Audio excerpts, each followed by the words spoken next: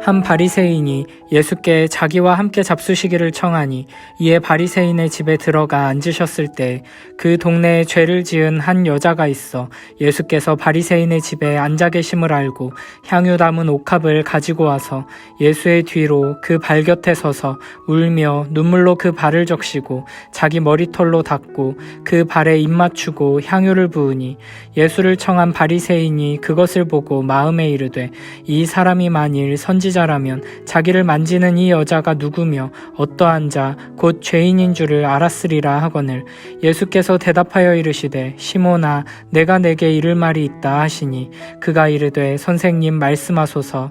이르시되 빚주는 사람에게 빚진 자가 둘이 있어 하나는 500데나리온을 졌고 하나는 50데나리온을 졌는데 갚을 것이 없으므로 둘 다 탕감하여 주었으니 둘 중에 누가 그를 더 사랑하겠느냐. 시몬이 대답하여 이르되 내 생각에는 많이 탕감함을 받은 자니이다. 이르시되 내 판단이 옳다 하시고 그 여자를 돌아보시며 시몬에게 이르시되 이 여자를 보느냐. 내가 내 집에 들어올 때 너는 내게 발 씻을 물도 주지 아니하였으되 이 여자는 눈물로 내 발을 적시고 그 머리털로 닦았으며 너는 내게 입 맞추지 아니하였으되 그는 내가 들어올 때로부터 내 발에 입 맞추기를 그치지 아니하였으며 너는 내 머리에 감람류도 붓지 아니하였으되 그는 향유를 내 발에 부었느니라. 이러므로 내가 내게 말하노니 그의 많은 죄가 사하여졌도다. 이는 그의 사랑함이 많음이라. 사함을 받은 일이 적은 자는 적게 사랑하느니라. 이에 여자에게 이르시되 내 죄사함을 받았느니라 하시니 함께 앉아있는 자들이 속으로 말하되 이가 누구이기에 죄도 사하는가 하더라. 예수께서 여자에게 이르시되 내 믿음이 너를 구원하였으니 평안히 가라 하시니라.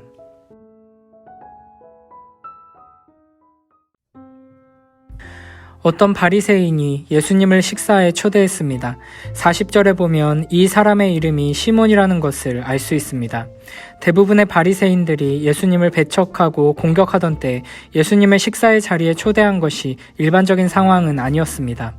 그런데 44, 45절을 보면 시몬이 예수님께 발 씻는 물조차 내놓지 않았다는 것을 알 수 있습니다. 예수님을 집으로 초대했지만 귀한 손님으로 대접하지는 않았다는 것입니다.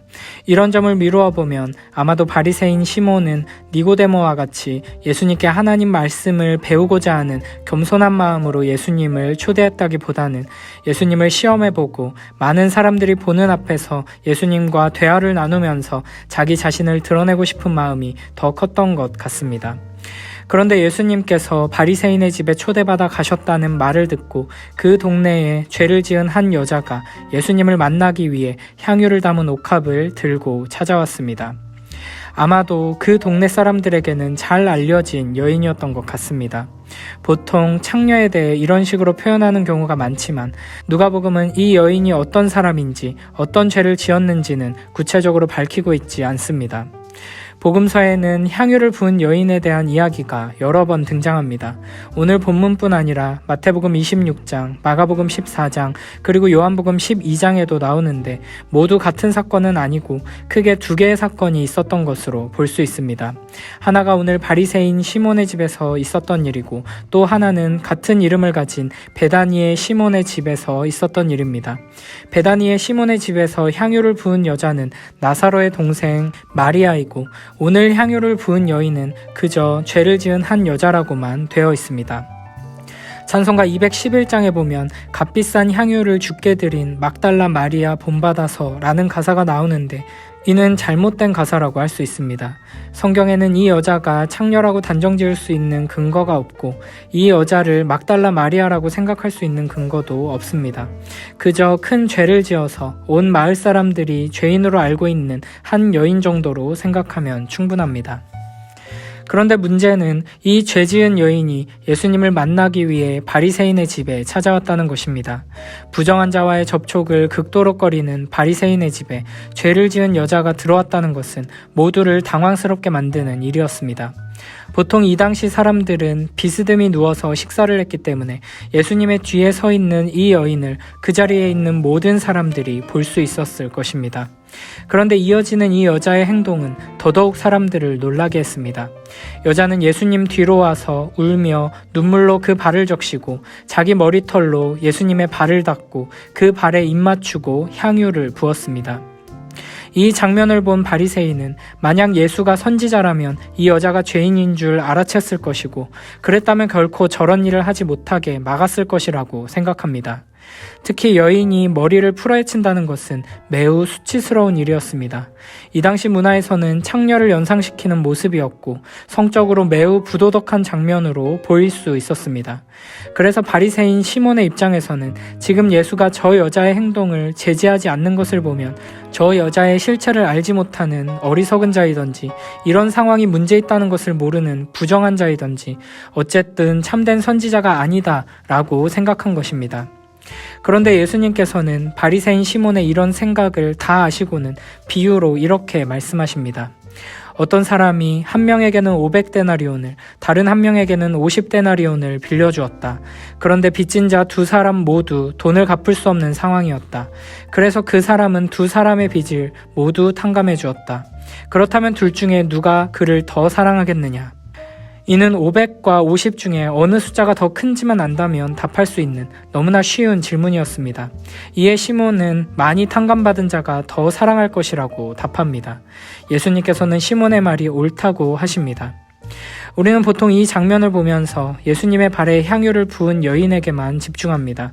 우리는 당연히 예수님께서도 자신을 초대해놓고 전혀 예의를 갖추지 않은 바리새인이 아닌 눈물로 회개하며 예수님을 높이고 경배한 여인에게 집중하실 것이라고 생각합니다. 그러나 예수님께서는 이 여인의 모습을 통해 바리새인 시몬에게 가르침을 주기 위해 질문하고 계십니다. 예수님은 시몬에게 이렇게 말씀하시는 것입니다. 내가 이 여인이 누군지 몰라서 가만히 있는 것이 아니다. 이 여인의 행동이 사람들에게 이상하게 보일 수도 있다는 것을 몰라서 가만히 있던 것도 아니다. 나는 네가 지금 무슨 생각을 하면서 나를 판단하고 있는지도 다 알고 있다. 나는 모든 것을 다 알고 있다. 그리고 나서 예수님께서는 여자를 돌아보시고 시몬의 행동과 이 여자의 행동을 비교하며 다시 시몬에게 말씀하십니다. 유대인은 손님이 집에 오면 가장 먼저 발 씻을 물을 제공해야 했습니다. 그러나 시몬은 자기 집에 오신 예수님께 발 씻을 물을 드리지 않았습니다. 그러나 여자는 눈물로 예수님의 발을 적시고 머리카락으로 닦았습니다. 시몬은 예수님께 입맞추며 인사를 나누지 않았습니다.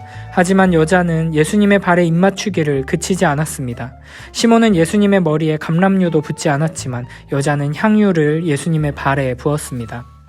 예수님을 대하는 바리새인 시몬과 죄지은 여인의 태도는 너무나도 달랐습니다. 시몬은 예수님을 그저 유명한 선생님, 탐구의 대상, 이용할 가치가 있는 흥미로운 존재 정도로 여겼다면 여인은 모든 것을 내어드리며 경배하고 섬길 뿐으로 높이고 있습니다. 예수님께서는 이렇게 두 사람의 태도에 차이가 나는 것은 죄지은 여자는 많이 탕감받은 사람, 큰 사랑과 은혜를 받은 사람이기 때문이라고 말씀하십니다. 여자가 어떤 사연을 가지고 있는지 구체적으로 알 수는 없지만 예수님께 나아와 눈물로 자신의 죄를 참회하고 낮은 자세로 예수님을 경배하며 사랑을 표현한 이 모든 행동이 이미 이 여자가 예수님께 큰 사랑과 은혜를 받았기 때문에 나오는 모습이라는 것입니다. 그래서 예수님께서는 이 여인에게 내 죄사함을 받았느니라고 선언하시며 내 믿음이 너를 구원하였으니 평안히 가라고 말씀하십니다.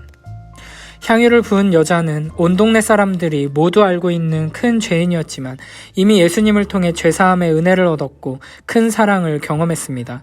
그래서 예수님께서 시몬의 집에 오셨다는 소식을 듣고 많은 사람들의 따가운 시선에도 불구하고 불쑥 들어와서 자신의 사랑을 표현한 것입니다. 이는 신자가 주님 앞에 나아와 어떤 마음과 태도로 예배해야 하는지를 잘 보여주는 장면입니다. 우리는 죄사함의 은혜를 받은 사람이 오히려 더 큰 회개와 죄에 대한 슬픔을 가지고 주님 앞에 선다는 것을 기억해야 합니다. 이미 죄사함을 받았으니 더 이상 회개할 필요가 없다고 생각하는 사람은 구원이 무엇인지 모르는 사람입니다. 참으로 구원받은 신자는 하나님 앞에 설 때마다 자신의 죄에 대해 깊이 회개하며 우리에게 베풀어 주신 사랑으로 인해 감격하며 나아갑니다. 반대로 그 누구보다 성경을 잘 알고 있다고 자부하던 바리새인은, 그래서 예수님을 초대해서 논쟁하며 시험해보려고 했던 바리새인은 그 큰 사랑을 베풀어 주시기 위해 오신 예수님을 눈앞에 두고도 전혀 감사하지 않고 감격하지 않았습니다. 예수님을 알아보지 못했고, 그렇기 때문에 자신이 얼마나 끔찍한 죄인인지를 몰랐기 때문입니다. 이처럼 참된 예배는 바른 믿음에서 나오고, 주님 앞에서 우리가 얼마나 끔찍한 죄인인지를 깨닫고 눈물로 회개하는 데서 시작됩니다. 오직 자기 안에 가득한 죄에 대한 분명한 인식이 있는 사람만이 하나님을 참으로 경배하며 바르게 예배할 수 있는 것입니다. 사실 우리가 매일매일 하나님 말씀을 묵상하고 성경을 읽고 반복적으로 예배와 훈련을 통해 하나님 말씀을 배우는 이유가 바로 여기에 있습니다. 내가 죄지은 여인과 같은 존재라는 것을 깨닫고 감사와 감격으로 눈물을 흘리며 주님 발에 가장 귀한 향유를 부어드리는 이 아름다운 예배의 자리에 서기 위해 우리는 말씀 앞으로 나아가는 것입니다. 그런데 어떤 사람들은 예수님과 마주 앉아 자신의 성경적인 지식의 해박함을 뽐내고 자기 자신을 드러내기 위해 말씀을 읽고 묵상하고 배우는 사람이 있습니다. 하나님 말씀을 배워가고 성경적인 지식이 쌓여가면서 어리석고 교만한 바리새인과 같은 모습으로 점점 변해가며 예수님을 그저 탐구의 대상으로 여기는 것입니다. 성경을 아무리 많이 읽고 성경에 대해 아무리 많은 지식을 가지고 있어도 주님 앞에 눈물로 회개하며 자신을 낮추어 주님을 높이고 경배하는 자리로 나아가지 않는다면 우리 안에 있는 성경 지식은 아무 소용이 없다는 것을 기억해야 합니다. 하나님의 말씀을 통해 우리는 우리의 죄인됨을 더욱 분명히 깨닫고 더욱 겸손히 하나님을 경배하고 예수 그리스도를 높이며 섬기는 자리로 나아가야 합니다. 하나님의 말씀을 통해 예수 그리스도의 거룩하심과 영광과 아름다움을 보고 그 앞에서 눈물로 회개하며 나의 모든 것을 들여 경배하는 우리 모두가 되길 축복합니다. 예수님의 발에 향유를 부은 이 여인과 같이 주님을 경배하는 자들에게 주님께서는 죄사함을 선언해 주시며 하늘의 평안을 허락해 주실 것입니다.